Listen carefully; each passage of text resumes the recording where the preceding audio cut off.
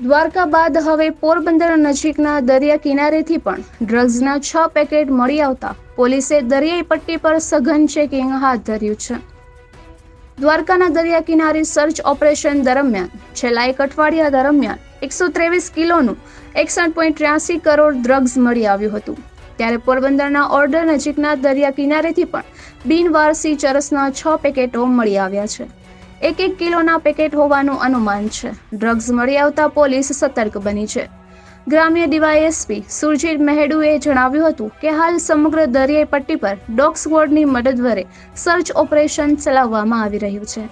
મિયાણીથી લઈને અને માધવપુર સુધીના દરિયા કિનારે કામગીરી હાથ ધરાઈ છે. હાલ 6 પેકેટ મળ્યા છે અને દ્વારકા નજીકથી મળી આવેલ લેબલવાળા પેકેટ જ અહીંથી પણ મળી આવ્યા છે. ઉલ્લેખનીય છે કે કોઈએ એક સાથે મોટો જથ્થો દરિયામાં ફેંકી દીધો હોવાની શક્યતાઓ વર્તાઈ રહી છે. ભૂતકાળમાં પણ પોરબંદરના દરિયા કિનારેથી નશીલા પદાર્થના પેકેટ મળી આવ્યા હતા. પોલીસે પેકેટની વધુ તપાસ કરવા માટે ફોરેન્સિક સાયન્સ લેબોરેટરીમાં મોકલી અપાયા છે. દ્વારકા પંથકમાંથી જે રીતે બિનવારસુ ડ્રગ્સનો જથ્થો કરોડોમાં પકડાયો તેવી જ રીતે કચ્છમાં પણ 2 સ્થળેથી જે ડ્રગ્સ દ્વારકા અને પોરબંદરના દરિયાકાંઠેથી પકડાયું, બધામાં સમાનતા હોવાથી તમામ જથ્થો એકસાથે નીકળવાનું પણ અનુમાન થાય છે. આ વિસ્તારમાં વધુ ચરસના પેકેટ મળવાની સંભાવનાને જોતા સુરક્ષા એજન્સીઓએ સઘન ચેકિંગ હાથ ધરી છે. અવારનવાર બિનવારસુ ચરસનો જથ્થો મળી આવતા આ પેકેટ ક્યાંથી આવી રહ્યો છે, કોણ આ ચરસના પેકેટ સતત મોકલી રહ્યું છે, આ અંગેના મૂળ સુધી આજ દિન સુધી કોઈ સુરક્ષા એજન્સીઓ પહોંચી શકી નથી. વારંવાર સૌરાષ્ટ્રના દરિયાકાંઠે જથ્થો બિનવારસુ મળી આવતા ચર્ચા જાગી છે.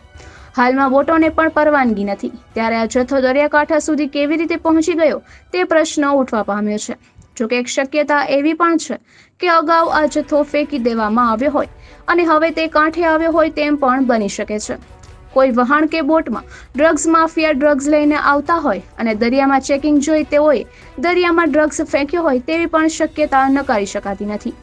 પ્લાસ્ટિકની કોથળીમાં વીંટીને આ જથ્થો દરિયામાં ફેંકી દેવાયો હોય તો પ્લાસ્ટિકને કારણે તે તરતો રહે છે અને કોઈ પણ જગ્યાએ પહોંચી શકે છે.